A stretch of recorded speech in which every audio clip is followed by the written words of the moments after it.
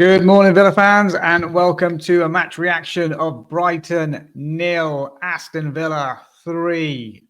Oh my goodness, are we actually going to do this? A late run, building up momentum. We're in 7th position now. 5th place, 4th place is all a possibility now. Another clean sheet as well, and we are just building momentum at the right time coming into the back end of the season, and this is what Unai Emery does. The squad, terrific. I mean, that subs bench yesterday, it was naughty. It was unbelievable depth that we've got now. If we can keep the likes of Marcus Rashford and Marco Asensio next season somehow, we are going to be a problem for Liverpool in the title challenge. I say that not jokingly. I really genuinely believe that if we can keep it, add to the squad, we have now got the players, and it doesn't matter who starts the game and who finishes the game. This is what Unai Emery is doing. He's almost treating each match like a boxing match, like a boxing fight. You're staying in it in the first half, you're feeling your way into it, and then you're going to deliver the knockout blow later on in the game by bringing on players like Marco Asensio. I thought Amadou Onana, I'd been critical of him, calling him a £50 million cheerleader. Yesterday, he was the player who changed the game for us, changed it for us, controlled the game in midfield. Boubacar Kamara, oh my goodness. Is there a better CDM in world football at the moment? I think Rodri is probably number one, but Rodri is injured. But after Rodri, in the world, I can't think of a better CDM than Boubacar Kamara. The guy is brilliant in the tackle, his reading of the game, even his ability on the ball. I mean, the pass he did for Rashford in the first half, he's done that a few times throughout the season. He's just got so much ability. And as Rio Ferdinand says, just give him the contract. Here you go, Bouba. Just whatever you want on there, write whatever. We'll sign it off, mate. He's too good. If Steven Gerrard did one thing good for us, it was bringing in that guy on a free transfer, going out to visit him in Marseille and convincing him to come to the Villa. What a player. And we were all worried about what kind of player we would get following such a big injury, that he was out for a long time. Is he going to come back the same player? He's come back even better. Do you know what I mean? He is just class. The reading of the game, ability on the ball, fills in at sort of, right sort of centre-back and allows Matty Cash to push forward. He's just excellent. Anytime he's near the ball, whether it's going for a challenge, you just feel like he's going to win it. And then not just winning the ball, but he plays the right pass. We've had so many players that have been good kind of ball winners throughout the years. I mean, I think of people like George Boateng and Nigel Reo-Coker, but they used to win the ball and then just give it away straight away. But this guy wins it, keeps it moving. If he's not in the next France squad, you know what? Don't care. Don't care. As long as he keeps performing for Villa, who gives a? Do you know what I mean? So yeah, but what a performance from him! Absolutely terrific. But let's wind it back a little bit. As I said, the squad depth that we've got at the moment. I mean, I've been supporting Aston Villa since 1990, and this is probably the strongest squad that I can remember in all that time. It's just phenomenal. We've got players that are coming into the team, and the level of quality does not drop that much. Normally, you would. It would, but we've got such a big squad now. We've still got Barkley and Bailey to come back.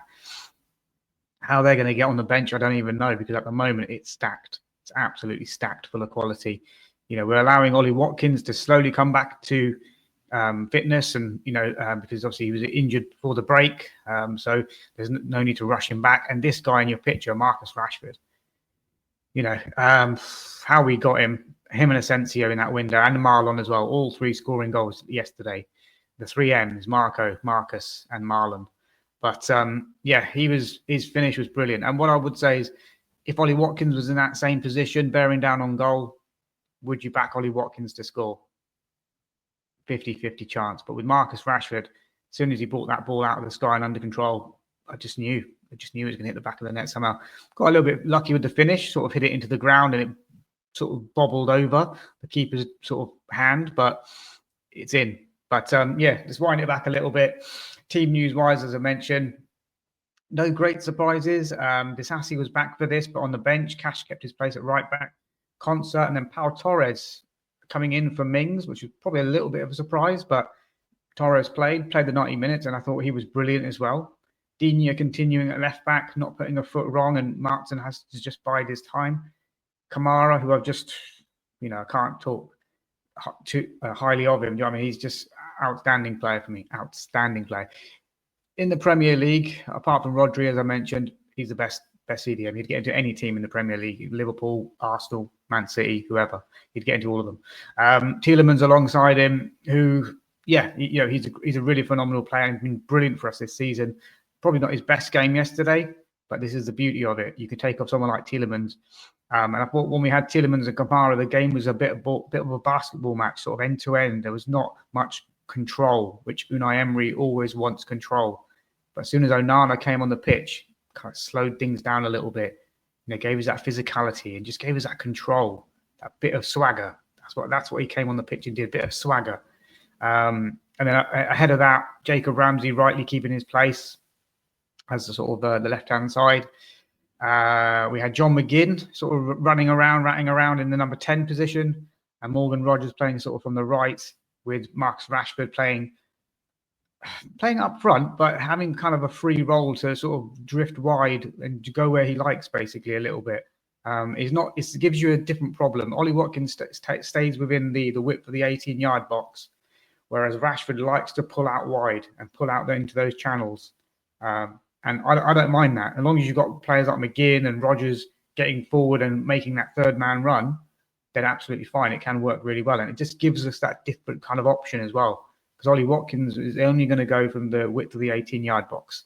Rashford just gives you that something a little bit different. But yeah, first half, I mean, Brighton looked dangerous without creating too much. I mean, the main highlight of the first half was probably, Jacob Ramsey's penalty, or not penalty as it was in the end. I mean, how that is not a penalty, I have no idea. Absolutely no. Okay, the referee might have seen something, a bit of a different angle, but it went to VAR. And VAR was there looking at it, and you could see it from the slowed down replays that they were seeing, the action shots. Even the commentators were saying this is a penalty. He's nutmegged Hinchelwood, and Hinchelwood's left his foot in. Ramsey was going to get on the end of that ball, either going to shoot or cross or do something. But, it's not as though he's knocked it out of play or knocked it too far in front. He was going to get on the end of that as well. And that is 99.9% of the world's population would say that is a penalty. But there's one bloke in Stockley Park in the VAR office that said no. I don't get it. It's a penalty. I mean, even the Brighton players, you could tell from the reaction, it was a penalty, but wasn't given. And thankfully, that didn't change the game. Following that in the first half, Brighton had a chance where they had a free kick, edge of the box, hitting the post, and then they obviously claimed handball on Ramsey, but I think it sort of hit his thigh and maybe sort of then went onto his arm or something. But VAR had a look at that and quickly moved it on. I think basically they realised they'd messed up with the Ramsey one and wanted to sort of cancel each other out. So, yeah, half-time came 0-0, not too much going on. I think Konsa had a chance in the first few moments with a header that sort of went down the keeper's throat. John McGinn had a header, sort of got maybe too much on it, not enough finesse on it, and it sort of flashed wide from Luca Digne delivery. But there were chances that we were definitely creating chances, and we were dangerous on that counter attack. We didn't have the control of the game, which I think Unai Emery always sort of talks about having control. I don't think we ever had control in that first half. I think Brighton were dangerous. Matoma is a really good player. You've got to give credit where it's due. I do like the look of Matoma. João Pedro is causing a little bit of problems for us as well.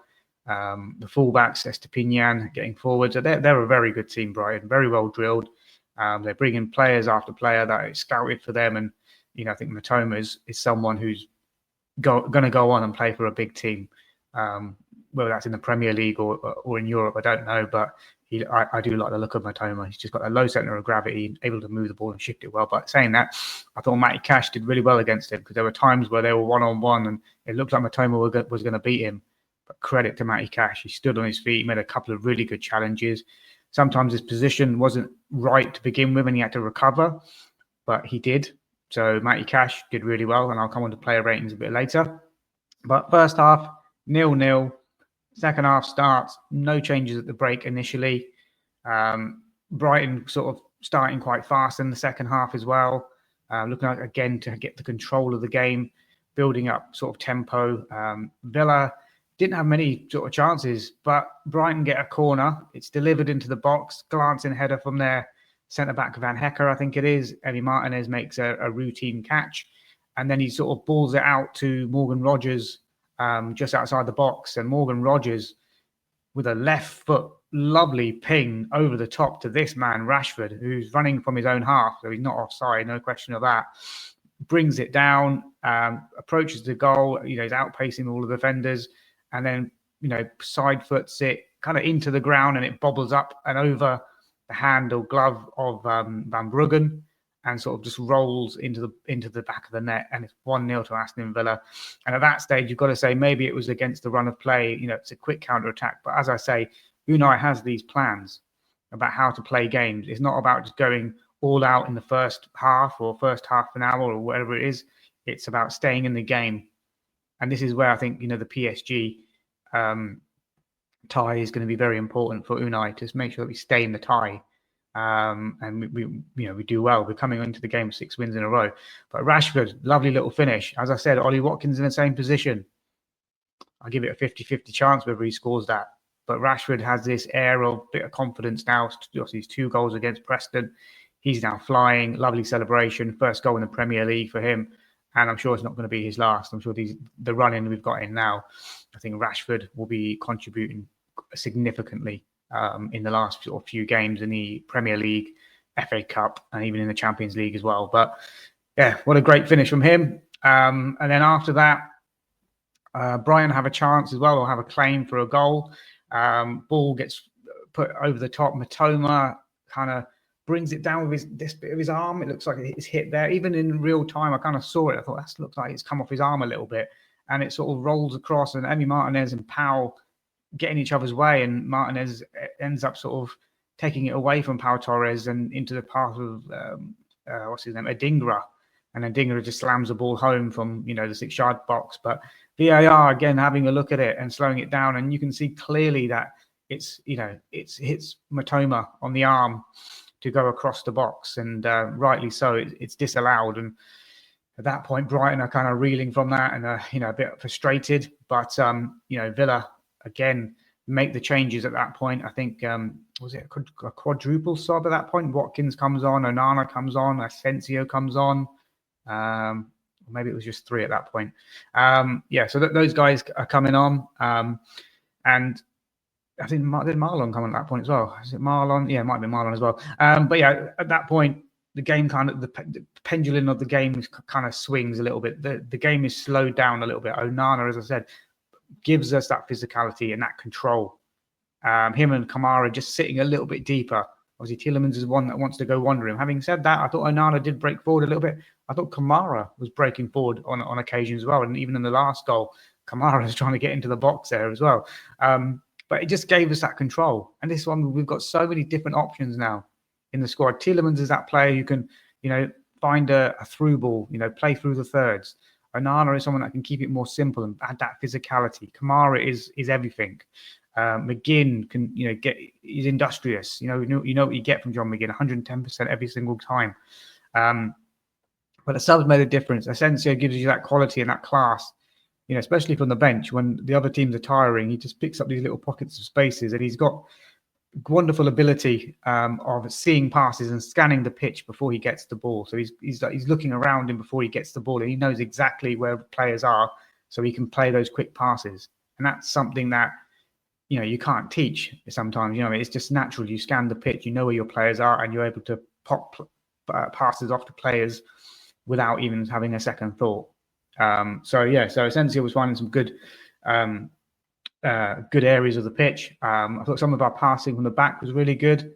There was second goal came with a nice little passing around, and Matty Cash gets it in the right back position, and then he plays a lovely ball down the channel, and Morgan Rogers using a bit of strength and a lot of pace to get away from the Brighton fullback, and then he's racing clear on goal. It's like, well, does he go on his own?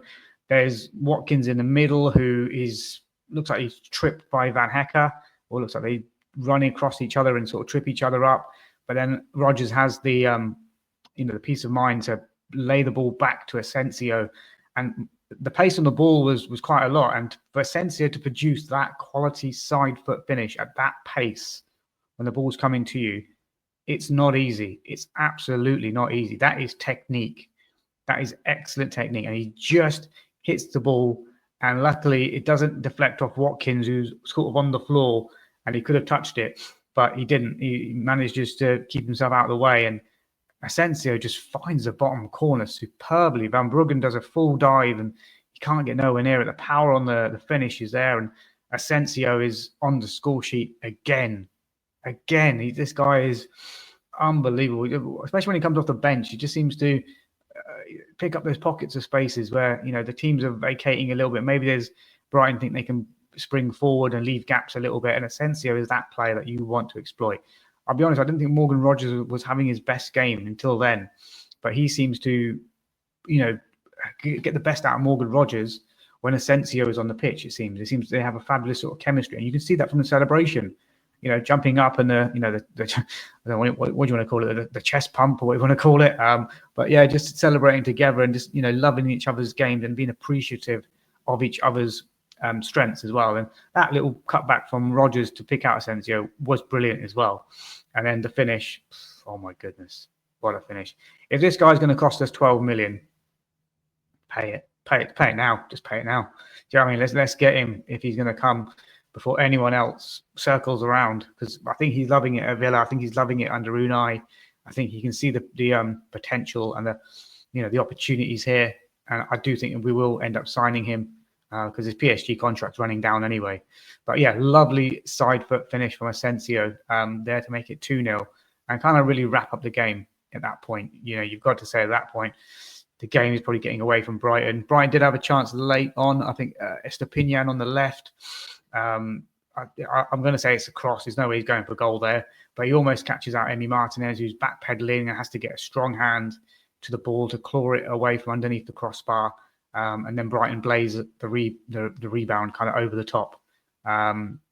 So, I mean, Emi Martinez didn't make save after save in the game, to be fair. I mean, Brighton looked threatening up to a point, but then not really nothing in that sort of penalty box final third. I didn't see Martinez making too many saves, and there wasn't too many last sort of ditch challenges either. But then Villa, and there's 10 minutes of injury time added on. I think it must be because of all the subs that have come on. So Villa made 4, Brighton brought on, I think, 4 at one point as well. And again, you can see that the squad depth and compare it. We brought on 4 players, so Onana, Asensio, Watkins, and Malen. And then Brighton bring on 4 players, like, no disrespect, but like Welbeck. And there was 3 other players that were, not the greatest. So if you look at the quality of players that we had compared to Brighton, and we're supposed to be competing in the same level for those sort of European spots, our squad depth is scary. And we didn't even have people like Martson coming off the bench. Didn't need Mings for this at all. I'm sure there's a couple of others that I forgot on there that was left on the bench as well that we didn't need to see. Andres Garcia is another one as well. But then, yeah, we make it 3-0 really late in the day, and I'm so pleased that Daniel Malen gets his first goal. He's had a tough start, let's just say that much at Villa. Left out of the Champions League squad, even though he's a permanent signing. Obviously signed at the same time as sort of Rashford and Asensio in that January transfer window. There was a lot of hype about him when he did sign, because I think he was the one who signed first. And then obviously after that, we've signed Asensio and Rashford. So it was almost like Malen was the supposed to be the star signing of January, but that was kind of eclipsed by Rashford and Asensio coming in late in the window. And it's kind of kept him on the bench a little bit. Obviously, he's had a bit of an injury and illness. Had to, he's a good player. He's been linked with Tottenham Hotspur in the last few days, which I don't see happening. I think Malen is just going to have to bide his time in terms of getting game time, but I'm sure that he will. But yeah, he done well. He provides width. What I like about him is his shooting technique, and even at Borussia Dortmund, when I saw sort of the YouTube compilations, he has this fantastic ability, and you saw it right there in his goal. He can get minimal backlift on the ball, and he gets so much power. It's almost like he's punching through the ball, like you're doing that knuckleball kind of free kick. That kind of power and technique to keep the ball low, but keep it low and powerful. That is a technique that has been worked on and perfected. You know, you don't just come up with those sorts of videos. And he meant that finish. He meant to arrow that ball into that far corner. That is what he does. And he gets those shots away very quickly when you think, okay, there's not a lot of space, not a lot of gap, but he did it. I mean, leading up to that goal, obviously John McGinn rolling his man, Brighton protesting as for a free kick, but McGinn just using his booty and getting past his man, runs forward. And at that point, you've got Boubacar Kamara getting forward. You've got Asensio getting forward. I think Ollie Watkins was looking for the ball as well, but McGinn plays it into Asensio. Asensio cleverly just carries on the ball into Malen, into the box. And it's at a cute angle. It's tight angle. And he, as I said, he produces that lovely low finish and almost like just punches the ball a little bit with his foot. And yeah, absolutely tremendous goal for Daniel Malen and to get his first goal in Villa colours. And what I really liked about everything there at the end was the celebrations. Obviously, you've got Onana giving it the old, with the Villa fans and getting everyone up. But then you see people like Morgan Rogers and I think it was Ezri Konsa kind of pushing Marlon towards the Villa fans to, get your applause, get your, but Marlon seemed a bit shy, to be fair. It didn't seem like he wanted to take in all the applause like Onana does. But it's good to see that camaraderie in the team, because that is so important, to have everyone getting on with each other. Okay, you might not be starting this game. You might not even come off the bench in this game, but you're still a part of this squad. You're still a part of Aston Villa and what we need going forward. We're going to need all 24 of you, 25, however many there is in a squad. These days, we're going to need all of you guys in this last 10, 12 games in all competitions that we may have. So everyone's got a part to play. Marlon now, hopefully a little bit more confidence there. Forest coming up now on Saturday. I think it's a 5:30 kickoff, so at Villa Park. We want to get revenge for what happened at the City Ground, for sure. We were leading that game through Jean Duran's header and then 2 late goals from Forest. And Forest coming into this on good form. They've just beat, was it Man United yesterday or day before on Tuesday? Yeah. Anthony Elanga, speeding away. Oh my God, how fast was he? So he's someone that we need to look out for. Him and Hudson-Odoi, rapid wingers, and they're old school kind of wingers that just like to beat the fullback. So we need to make sure that we are switched on for that game. I wouldn't be surprised to see Ian Martin come in at left back to match up pace-wise, maybe with Elanga or Hudson-Odoi, whoever plays on the right for them. Chris Wood was missing for the United game. They had a Wanmi up front. So not sure if he's going to be back for this one, but that's something to keep your eye on. He's obviously on form. And obviously Morgan Gibbs-White is, their Morgan. And we've got our own Morgan versus Morgan again. So it's going to be interesting to see who comes out on top there. But I think Villa will. But just going back to player rating, sorry, for the Brighton game yesterday. I'll quickly run through this. Emi Martinez, just keeping things nice and simple. That save from Stupinian was a good save. Going to give him a solid 8. I thought his distribution was good. He picked up a yellow card. Obviously, shithousery in terms of wasting time. I think they're going to have to look at that next season, aren't they, and saying there's going to be a time limit. And if the keeper doesn't release the ball, then the opposition will get a corner. So I think we're going to have to look at that and see how much we can push those sorts of time-wasting antics, really. But yeah, 8 for Emi Martinez. Matty Cash, I thought he did well against Matoma. Very, very tricky customer, a good player as well. I'm going to give Matty Cash an 8 out of 10 as well. I thought he was good. Ezri Konsa, 8 out of 10 as well. He's just Mr. Reliable, Mr. Consistent. He's undroppable. Powell coming in as well. Again, solid, coming in after a long time out, playing 90 minutes as well. 8 out of 10. Digne, up and down that left-hand side. Again, he had tricky players up against him as well. I'll give him an 8 out of 10 as well. So the whole back line, 8 out of 10. Clean sheet again. In front of that, Boubacar Kamara, for me, man of the match. For me, yeah, I think I'm going to give him 9.5 out of 10. And then Tielemans alongside him wasn't the best. I'm going to give him a solid 7. McGinn, I'll give him a 7 as well.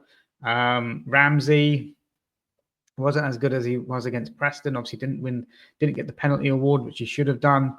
I'll give him a 7 as well for Ramsey. And then the other side was Morgan Rogers. Again, 7.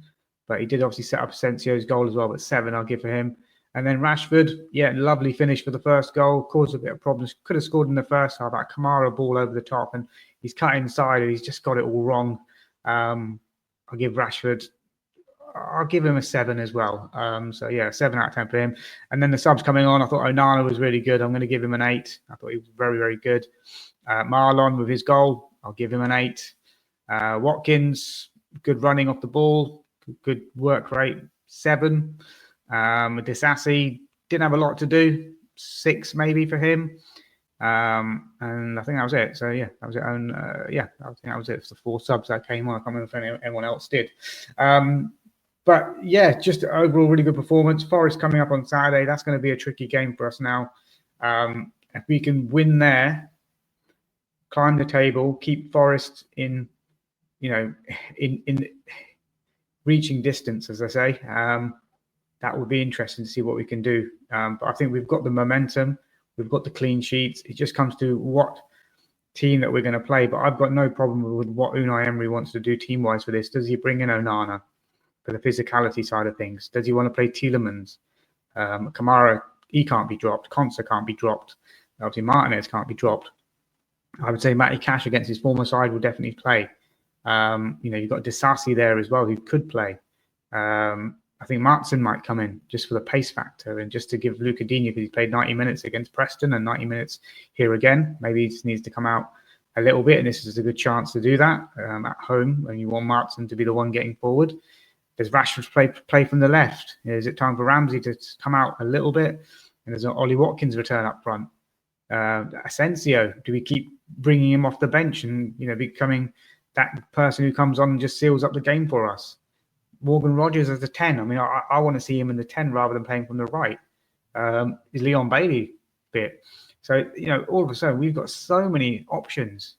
It's crazy. It's really, really crazy. It's going to be a good game to watch. I think we are going to win against Forest. I think the momentum is there with us. Confidence is there with us. It's not going to be an easy game. They've got a really good, solid, big defence in Murillo and Milinkovic.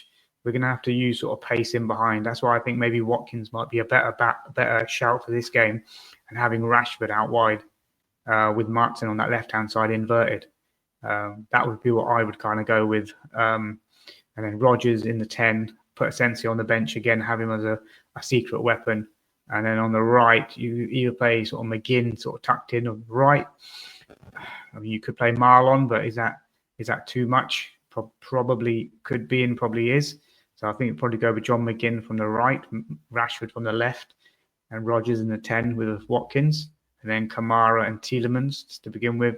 And then you've got the likes of Onana, Marlon to come on, Asensio to come on, to swing the game for us in the sort of latter stages, the last half an hour or so.